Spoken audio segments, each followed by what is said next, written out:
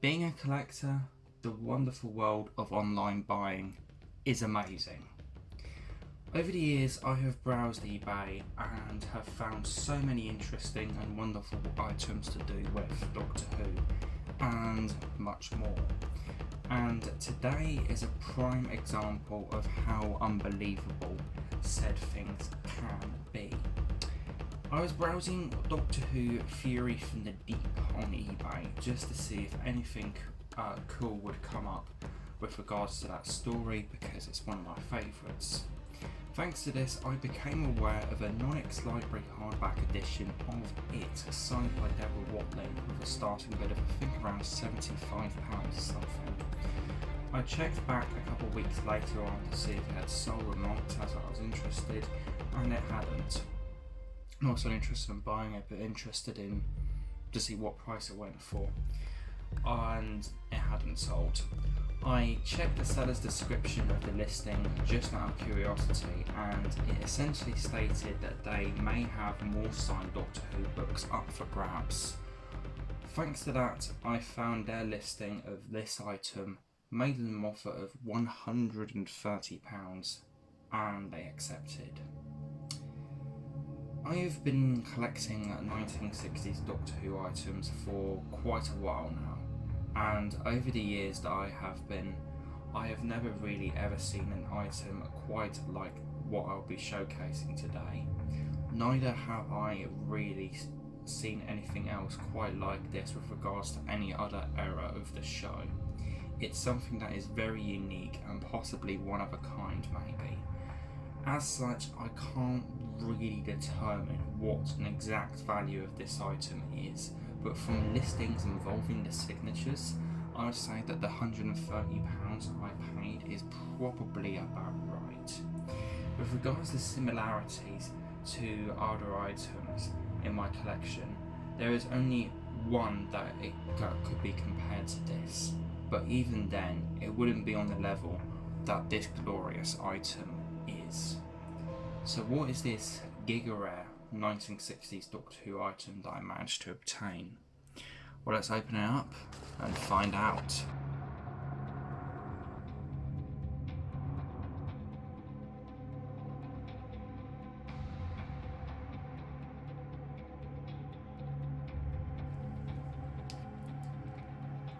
My God.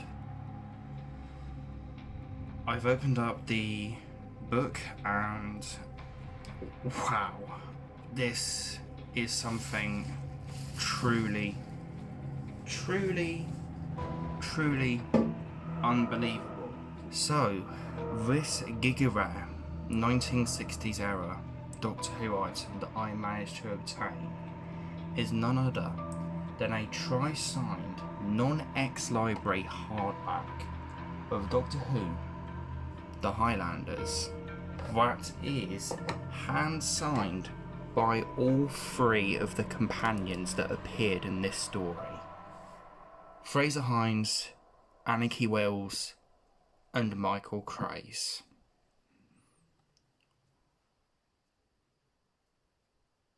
Is there anything else I need to say? Yeah, what can I really say on this? This, as I said, is just a point to prove like you can find absolutely anything on eBay with regards to Doctor Who pretty much, and this is, as I said, is something that I don't think I've ever really seen before with regards to sort of any era of Doctor Who, and is simply fantastic. So for the presentation of this Doctor Who book, which is in extremely good condition, we have the sort of 1980s Doctor Who logo, the Highlanders, Gary Davis, or Jerry Davis, don't know how you pronounce his name, Jamie and some of the other Scottish Highlanders in the story, tattered Scottish flag, hills, TARDIS there, and sort of big smoky effects. And back in the days of the Skulls General Reviews, this was one of the target novelizations that I read in that series. It was, well, not read, but reviewed, and was quite close to being one of the last episodes in the series. I think it was for something like 63 or something. Then for the spine we have Doctor Who The Highlanders, Jerry Davis, W.H. Allen. And then for the back we have 595 net and the ISBN number there, and a synopsis as well. History books don't always tell you the whole story. Certainly there is no record of an episode that occurred when the Scots, led by the Bonnie Prince Charlie, were defeated by the English at the Battle of Culloden in 1746, and the presence at the time of a blue police box on the Scottish moors seems to have escaped the notice of most eyewitnesses.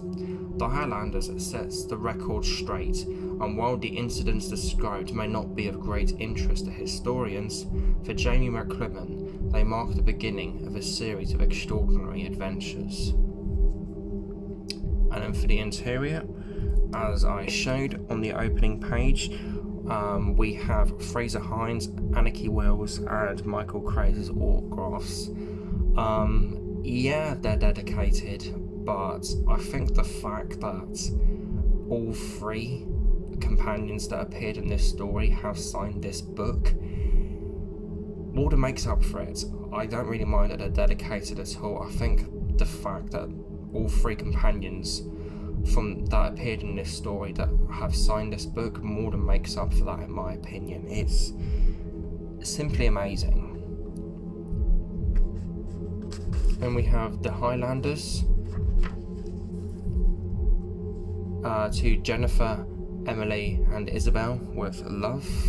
Doctor Who The Highlanders, based on the BBC television serial The Highlanders by Jerry Davis and Elwyn Jones, by arrangement of the British Broadcasting Corporation. Gary Davis, W.H. Allen, London, 1984. And then here we have various copyright guff and then the chapter index. And then you just have the start of the book there.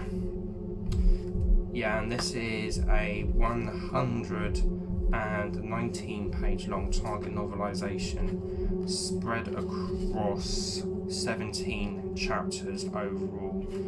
And yeah, it is one I have reviewed in the past, but so I don't really need to talk about it again. I'm just so unbelievably happy to have this item in the collection as a massive 60s era fan, because The Highlanders is quite a significant story in many regards. It's the first story to introduce Fraser Hines into the world of Doctor Who as Jamie.